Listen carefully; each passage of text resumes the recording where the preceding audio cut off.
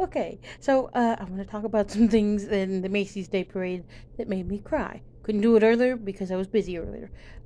So thing number one that made me cry, uh, the Fraggles. So for those who don't know, there's a new series on Apple TV Plus, called I forget what it's called, but there is a Fraggle Christmas special coming to Apple TV Plus.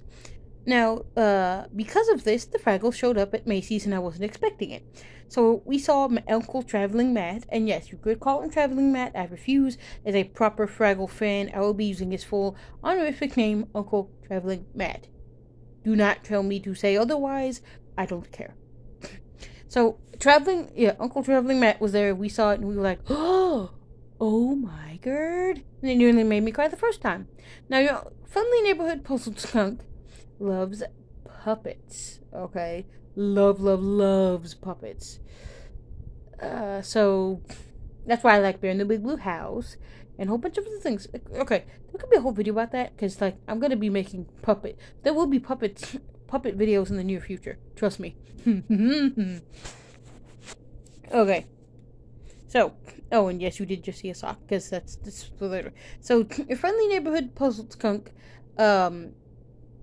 was watching, and we saw this, and me and Mama Puzzle Skunk were like, oh my god, what? Traveling Matt, what's he doing here? And it really made me cry the first time.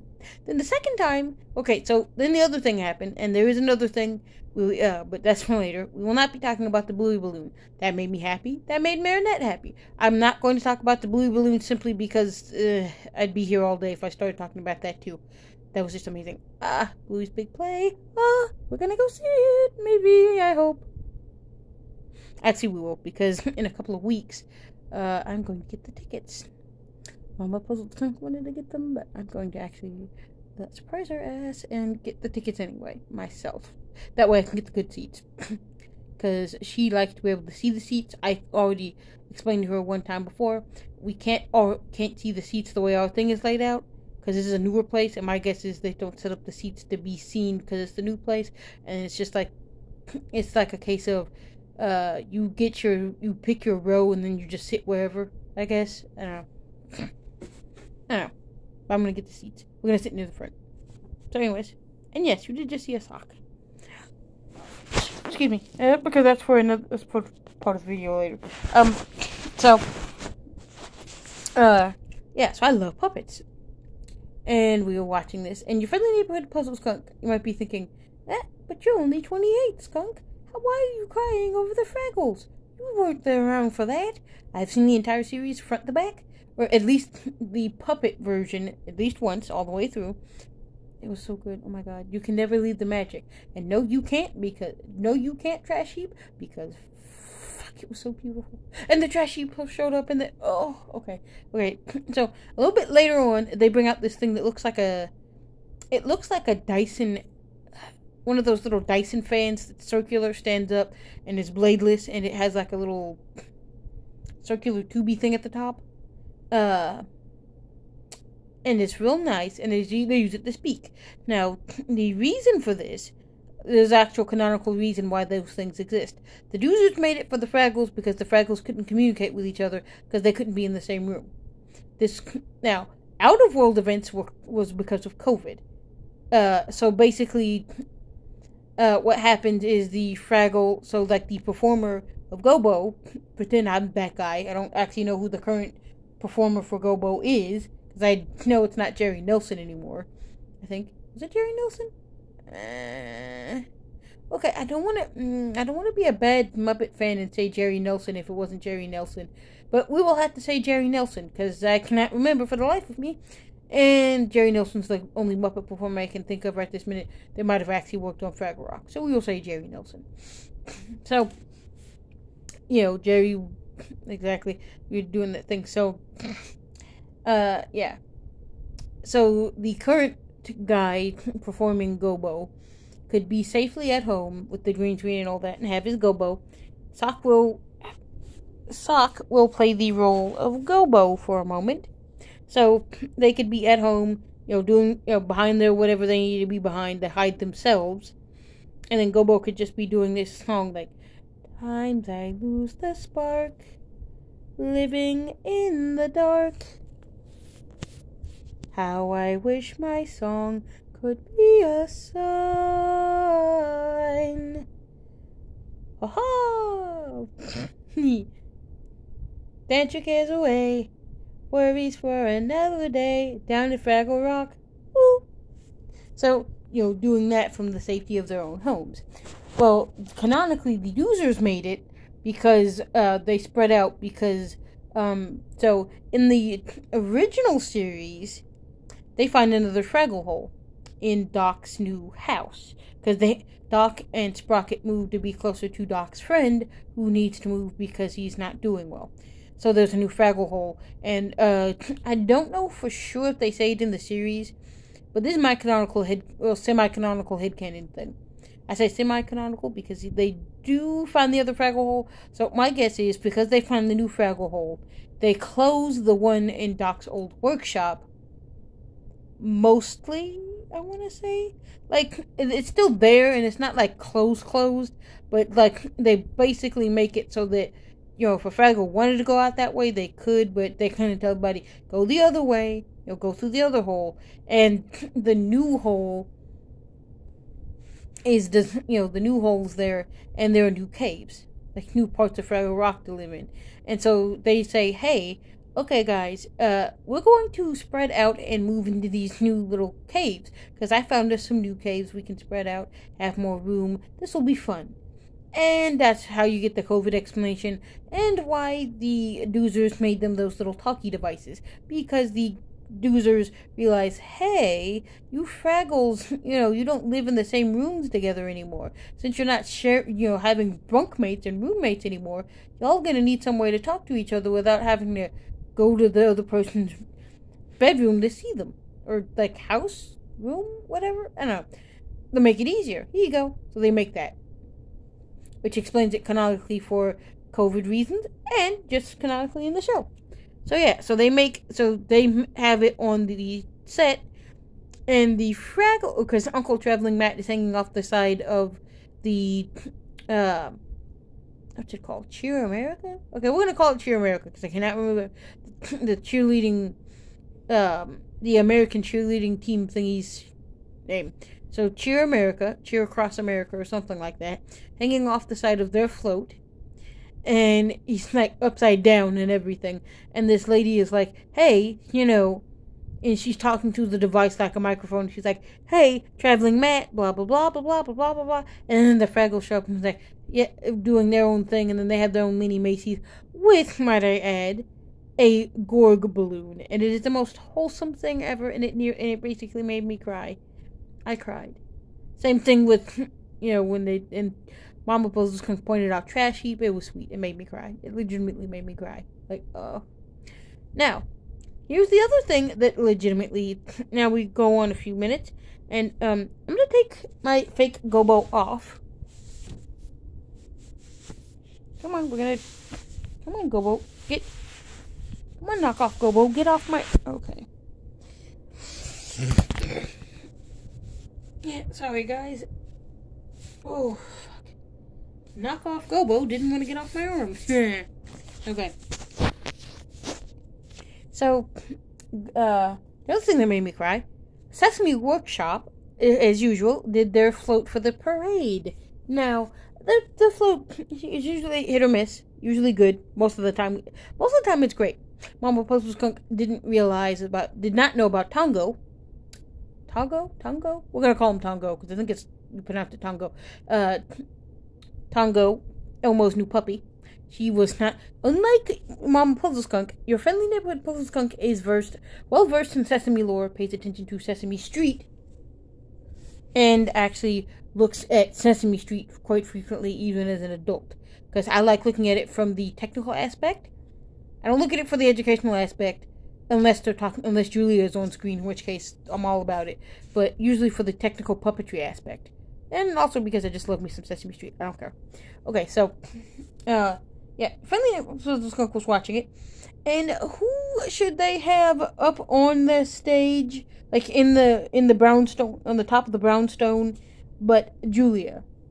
Now, for those who are not aware, because you don't pay attention, Julia, everyone, is the autistic character who lives on the street. Julia lives on the street, okay? Now, not when I say lives on the street, I shouldn't say it like that. Okay, so she does not live, like, literally out on the street. They do have a character like that. I mean, like, Oscar technically lives in his trash can, but no. There is an actual legitimate homeless character that lives on the streets. And she kind of sort of lives on the streets, but not really. So, like, they can't legitimately show a homeless person living on the streets, literally, because children also, because it could be considered traumatizing to children, as well as there's other stuff involved, too. When you start showing that kind of thing, you gotta be careful. So, she is homeless, but she does not live out on the streets. But we're not going to get into that character. We're not here for that. So when I say on the street, I mean she lives on Sesame Street. She actually lives with her parents and her brother. Her dad, I think, is a nurse, I want to say. Or is it his mom? Or mom? I don't know. I forget what her mom does. One of them is a nurse. I think it's her dad. Yeah, we're going to say it's her dad, because I'm pretty sure it's her dad. Her dad's a nurse, as well as a musician, but mostly a nurse, I think. And her brother, and Julia's family is adorable. Okay, but here's the thing. Julia has autism. Now, Julia has a mix of different types of autism, but Julia basically just has autism. Here, for those who don't know what Julia looks like, we're going to get a visual aid, because we can, and because I want to show off my Julia plushie. Okay, come on, Julia. Yes, you did just hear me give my little Julia plushie kisses. I don't care. This is Julia. Ta-da. Ta-da. Now, I purchased Julia at Busch Gardens, Williamsburg. Because for those who do not know, Julia... Oh, okay, so Busch Gardens is owned by SeaWorld Entertainment. SeaWorld Entertainment actually owns both Busch Gardens and Sesame Place, which is why you'll be able to find Sesame characters at Busch Gardens and SeaWorld. So, I bought Julia here, and she's so cute. Julia, waving to the camera. Woo! Woo! Okay, so I will show you, and yes, I still have the tag. I don't take the tag, since I'm not a baby, and I'm not prone to choke. I don't take the tags off my dolls, because I don't want to. The tags get wrecked, but I don't care. I'd rather leave the tags on wrecked than just take them off, because... Okay, so I'll read you her little tag. So cute. It says, "Meet Julia, an amazing 4-year-old girl with autism who lives on Sesame Street. Julia shows kids that we're all a little different, but share the same joy of play and friendship." And her little... Oh, hold on, I can't show it off. It'll show off. A little card. And then it says, "Sesame Street and autism. See amazing in all children." Why won't you behave, Julia? Wait. No. Why won't you cooperate, Julia? I shouldn't say behave, because it's not the right word for that. Why won't you cooperate? Alright. There you go. I don't know if it showed up. Don't care. We'll try. So, Julia here. So, this is Julia here. Julia was at the top of the brownstone. And Julia actually was singing along with everybody. And let me see. Don't know if I have anything to use to... Oh, yes, we do actually have some. Okay. Actual headphones. A bit too big, but that's okay. So, when they had Julia singing... I'm going to put this on her so you can see. This is just an amalgamation, basically, of what they had. It's not perfect, but oh well. So when they had Julia singing, they basically... Okay, this won't... I don't know. This doesn't want to show up, but I'm going to try. They basically had this on Julia. Okay? It didn't look exactly like that, obviously, but they gave her noise-canceling headphones so she could still be part of the action. And that there made me cry. For those who are not aware, your friendly neighborhood puzzle skunk has autism. I have what was formerly known as Asperger's, but is currently known as high-functioning autism. Now, side note, this is this piece is my opinion, not Iron Zebra's. I do agree with using functioning high and low functioning / severe labels for autism, but only in clinical, medical, or government circumstances. So in a hospital, or in medical care, or in like government care, or like in a facility type situation, you should use those labels. Now excuse me. Now why? I'm gonna get to that really quickly. Because it makes it easier. A layman is less likely to understand. Like, nonverbal means nonverbal. But nonverbal doesn't always mean autism. Some people have nonverbal for other reasons and other issues. So that's why I think you should just say like things like severe and etc. only in clinical situations. Because a clinicistician or like the diagnostes might go a little bit easier, because even if they are medical and they should know these terms, not every person in the medical community has dealt with somebody with autism all the time. Because not everybody sees autism that often. Like, it's there, it's prevalent, but like, that's why Julia is on the street. If autism was more obvious and well known to people, Julia would not have had to been put on the street. But Julia had to be added to the street because people don't understand what autism is and don't necessarily get it and or know what to think or say about autism. We could be here all day talking about their interaction with Sesame Workshop's interaction with Autism Speaks and all this, but we're not going to, because they did what they had to do to get Julia out on the street in front of everyone. I'm just glad they got her. I'm just glad they got my favorite little sweetie, my favorite character in the entire street on the show. And that's exactly why I bought her, because she's my favorite character on Sesame Street now.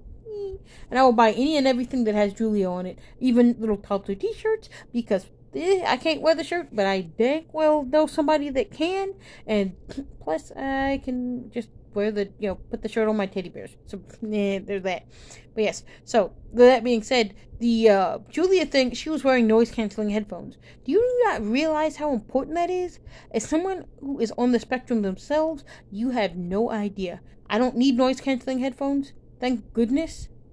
But it just the acknowledgement and the fact that Sesame Workshop took the time to say, hey, hello people with autism, we see you out there watching the Macy's, wanting to watch the parade, but the noise being too loud. It's too loud for Julia, too. Yay! I'm about to pull a stereotype here. Hold on. Well, we're going to use Julia because she does it. So, yay! Like, flappy arms. Yay! Yay! Parade! Parade! Parade! I'm sorry. But, like, we're just using that as an example here. Because, like, when she does it's kind of like that thing when she gets happy on the show and she wants to play. It's like, she jumps up and down, it's like, play! I can't do Julia's voice at all, but yeah, so the happiness is like, just acknowledgement. We exist. Thank you, Sesame Workshop. So yeah, I love it. So I'm going to have to see you guys